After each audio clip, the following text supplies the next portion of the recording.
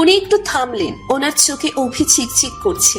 উনি ঠোঁট কামড়ে ধরে অন্যদিকে তাকালেন। আমার বুকের ভিতর ঝড় বয়ে যাচ্ছে। মনের মাঝে একটাই প্রশ্ন জাগছে, উনি কি এখনো ওরিয়াপুকে নিজের জীবনে ফিরে পেতে চান? বুকটা কেঁপে উঠল। উনি চেহপা দিয়ে ঠোঁট ভিজিয়ে নিয়ে আবার বলতে শুরু করলেন। এভাবে কোচিং শেষ হলো, বিভিন্ন মেডিকেলে ভর্তি পরীক্ষা দিই। ভর্তি পরীক্ষার রেজাল্টের জন্য অপেক্ষা করতে থাকি। তৃষ্ণার্ত চোখ দুটো নিয়ে যখন মরিয়া হয়ে বসেছিলাম এক্সামের ফলাফল আনার জন্য, ঠিক তখনই খবর পাই অরির বিয়ে ঠিক হয়েছে। আমাকে খবরটা দিয়েছিল অরির এক বান্ধবী। খবরটা বিশ্বাস না করলেও মনের মাঝে একটা ভয় কাজ করছিল। নিজেকে বারবার সান্ত্বনা দিচ্ছিলাম এটা বলে যে অরির বান্ধবী আমাদের সম্পর্ক মেনে নিতে পারেনি, আমাদের দুজনকে আলাদা করতে চাই। কারণ অরির বান্ধবী আমাকে পছন্দ করত। নিজেকে যতই সান্ত্বনা দেই, অবাধ্য প্রেমিক মন কি আর তা মানতে চাই? প্রেমিকাকে হারানোর ভয় প্রতিটা প্রেমিকের বুক কাঁপে। নিজেকে সামলাতে ব্যর্থ হয়ে আমি অরিকে ফোন দেই। অরি অকপটে সব স্বীকার করে নেয় যে ওর বিয়ে ঠিক হয়ে গেছে। এটা শোনার পর নিজেকে কেমন কেমন পাগল পাগল লাগছিল। আমি ওর সাথে একবার দেখা করতে চাই। ও রাজিও হয়ে যায়। আমি উন্মাদের মতো ছুটে যাই। আব্বু পিছন থেকে বারবার ডেকে বলে আমার ঢাকা মেডিকেলে চান্স হয়েছে, কিন্তু আমি তা কর্ণগোচর না করে ছুটে যাই। অরিকে আমি অনেক বোঝাই, ও বুঝতে নারাজ ছিল। ওর লাস্ট কথাগুলো এমন ছিল, আবেগ দিয়ে জীবন চলে না, শুধু ভালোবাসা থাকলেই মানুষ সুখী হয় না। ভালোবাসা ধুয়ে তো আর আমি পানি খাবো না। ভালোবাসা মানুষের সাথে পুরে ঘরেও শান্তি। এসব জাস্ট লোক দেখানো কথা। আমি আবেগে ভেসে যাওয়ার মতো মেয়ে না।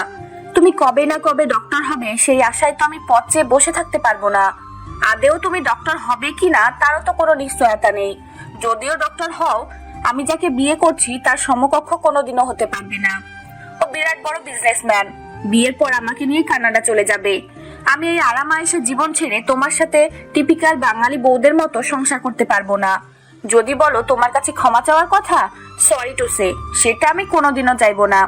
কেউ একজন বলেছিল, যদি ভালো থাকতে চাও তাহলে স্বার্থপর হয়ে যাও।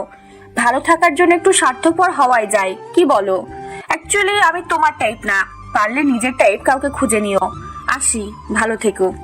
অরির কথা শুনে আমি বাকরুদ্ধ হয়ে গিয়েছিলাম। নির্বিকার তাকিয়েছিলাম ওর যাওয়ার দিকে। আস্তে আস্তে ও আমার দৃষ্টির অগোচরে চলে যায়, কিন্তু আমি ওকে কিছু বলতে পারি নাই।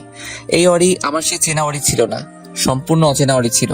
ওর বিয়ের দিনও আমি ওদের বাড়ি গিয়েছিলাম, কিন্তু অরির বাবা আমাকে অরির সাথে দেখা করতে দেয়নি। আঙ্কেল আমাদের সম্পর্কের কথা জানতেন। উনি আমাকে কথাও দিয়েছিলেন অরির সাথে আমার বিয়ে দিবেন।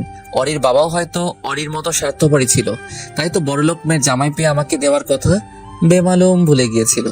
আমি আঙ্কেলকে অনেক অনুরোধ করি, আমার কাকুতি মিনতি ওনার কর্ণগোচরে হয়নি। উনি আমাকে অপমান করে বাড়ি থেকে বের করে দিয়েছিলেন। আমি একটাবার অরির সাথে দেখা করতে চেয়েছিলাম, অনেক কাকুতি মিনতি করেছিলাম, শুধু পায়ে পড়াই বাকি ছিল। আমার চোখের সামনে দিয়েই অরি বধূ বেশে অন্য একটা ছেলের হাত ধরে চলে যায়।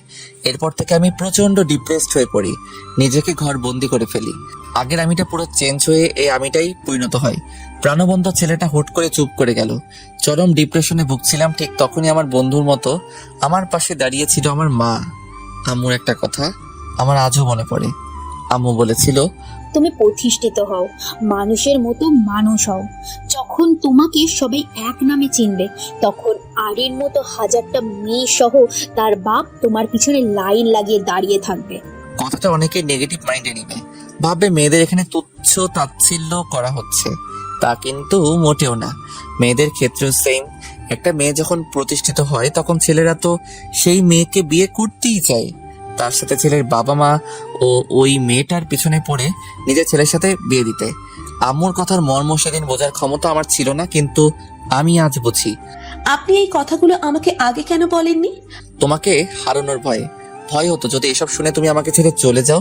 আপনি তো ওরিয়াপুকে অনেক ভালোবাসতেন। আজ যদি ওরিয়াপু ফিরে আসে, নিশ্চয়ই আপনি নিজের জীবন থেকে আমাকে ছুঁড়ে ফেলে দিবেন। আমার কথা শুনে উনি আলতো হাসলেন, তবে কিছু বললেন না। ঠোঁট দিয়ে ঠোঁট চেপে ধরে বাইরের দিকে অনিমেষ তাকিয়ে রইলেন। অতঃপর আমার দিকে তাকালেন, মৃদু কণ্ঠে বলে উঠলেন, সেটা কখনোই সম্ভব না। অরি আর কখনোই ফিরে আসবে না। আজ থেকে 2 বছর আগে অরি মারা গেছে। মারা গেছে বললে ভুল হবে, ওকে খুন করা হয়েছিল। খুনটা তার হাজবেন্ডই করেছিল। কানাডা গিয়ে অরির হাজবেন্ডের থেকে বড় বিজনেসম্যানের সাথে অরির পরিচয় হয় আর জড়িয়ে যায় পরকীয়া নামক অবৈধ রিলেশনে। এটা জানার পর অরির হাজবেন্ড মেনে নিতে পারেনি।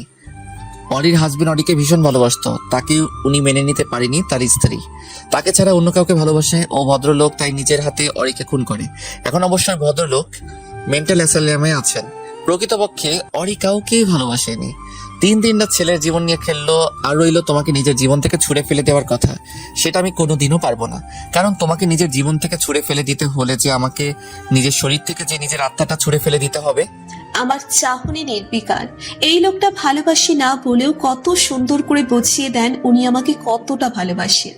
আমি নিঃশব্দে ওই স্থান ত্যাগ করলাম। দিনটা শুক্রবার, চারিদিকে সূর্যের আলো ঝলমল করছে আর মৃদুমন্দ বাতাস বইছে। সকাল সকালে মনটা ফুরফুরে হয়ে গেল। আজকে আমি আর রুদ্র দুজনেই বাসায়। মাঝে আর একটা দিন বাকি, রমজান মাস শুরু হওয়ার। ছোটবেলায় রমজান মাস নামটা শুনলেই কেমন যেন একটা এক্সাইটমেন্ট কাজ করত।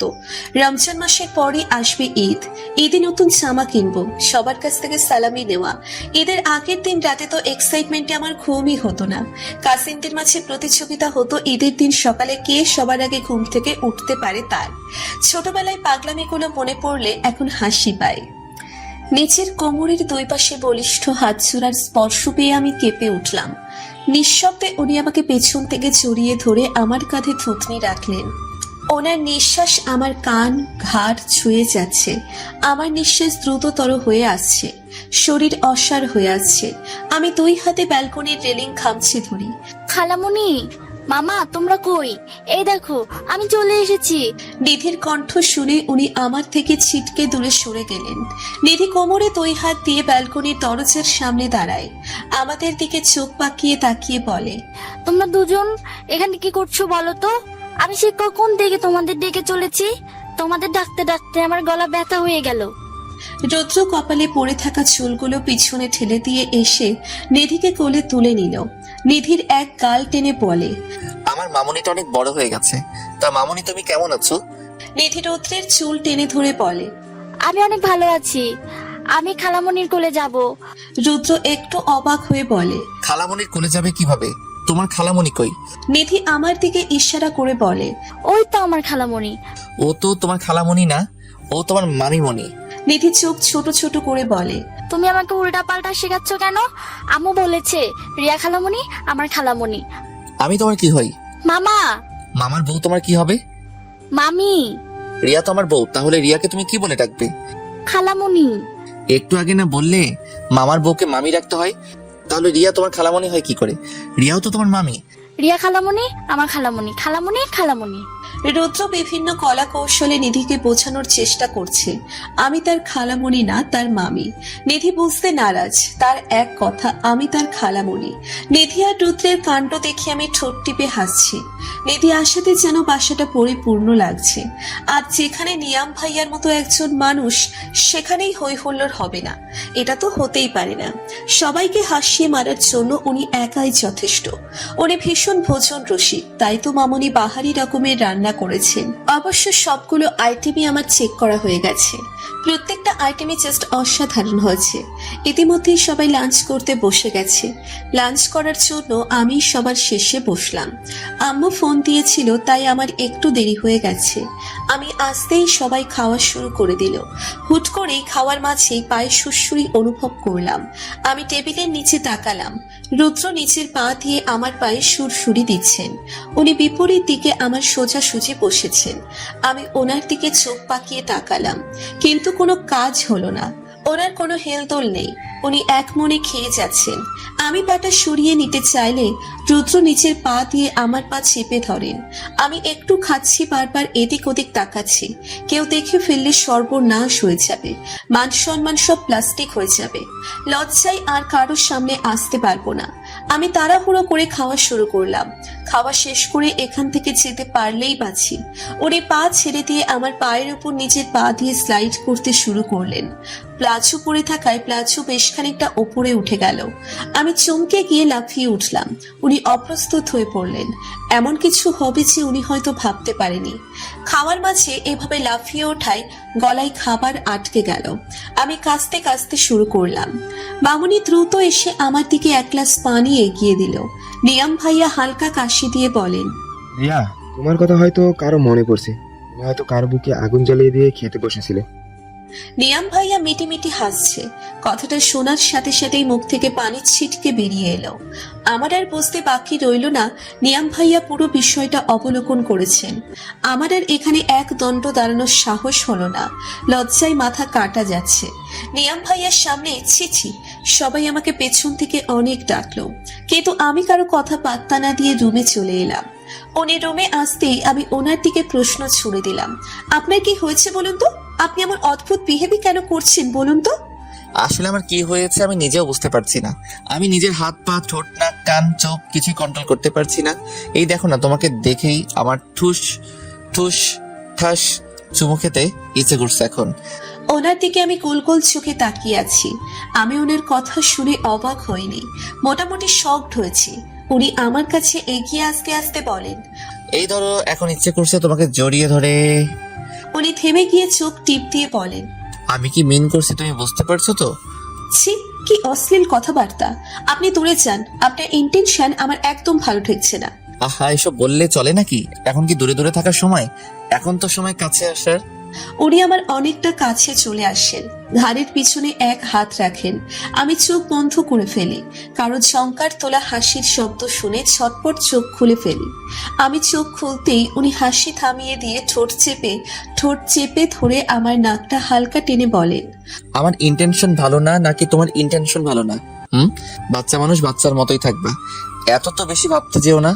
উনি পকেটে হাত গুজে রুম থেকে বের হয়ে গেলেন। আমি আহম্মকের মতো ওনার যাওয়ার দিকে তাকিয়ে আছি। এতক্ষণ কি হয়েছে কিছুই আমার বোধগম্য হয়নি। উনি কি আমাকে বোকা বানালেন? ছি, আমি এসব কি ভাবছিলাম? ড্রয়িং রুমের আড্ডা বসেছে। আড্ডা দিচ্ছি আমি, রুদ্র, নিয়াম ভাইয়া আর দিদি আপু। দিদি ঘুমিয়ে পড়েছে। আড্ডার মাঝে নিয়াম ভাইয়া একগাল হেসে বলেন, শালা বাবু, বেডরুম নামক একটা জায়গা আছে, রোমান্স করার জন্য তোমাদের বেডরুম আছে। রোমান্স বেডরুমে করা জিনিস, পাবলিকলি ডাইনিং টেবিলে বসে করা জিনিস না। নিয়াম ভাইয়ার কথা শোনা মাত্রই লজ্জায় আমার গাল দুটো রক্তিম হয়ে উঠল। নিয়াম ভাইয়া যে দুপুরের ঘটনাটাকে এভাবে টেনে টুনে বলছেন সেটা আমি বেশ বুঝতে পারছি। রুদ্র একটা গা চালানো হাসি দিয়ে নির্লজ্জের মতো বলে ওঠে, আমি জানি রোমান্স বেডরুমে করার জিনিস। কি বলতো, বাসায় একটা বাচ্চা আছে, হঠাৎ রোমান্স টাইমে চলে আসে। বাচ্চাদের সামনে তো আর রোমান্স করা যায় না। রুদ্রকে বলতে না দিয়ে নিয়াম ভাইয়া বলে ওঠে, আমার দুঃখের কথা তোমাকে আর কি বলবো। মেয়ে হয়েছে না, যেন আমার রোমান্সের শত্রু হয়েছে। ওই বিচ্ছু মেয়ের জন্য আমি আমার বইয়ের হাতটা পর্যন্ত ধরতে পারি না। রিদি আপু নিয়াম ভাইয়ের দিকে চোখ রাঙিয়ে বলে, তুমি মুখে লাগাম দিয়ে কথা বলে ছোট ভাই বোনদের সামনে কিসব কথাবার্তা বলছো? ছোট ভাই বোনদেরই তো মনের দুঃখ শেয়ার করতে হয়। আমার মনে এত দুঃখ আর আমি ওদের বলবো না? আরে আরে, কই যান আপনারা? একটা লাইক দিয়ে যান, এত কিপটামি করেন কেন? একটা লাইকই তো দিবেন, প্লিজ প্লিজ প্লিজ একটা লাইক দিয়ে যান।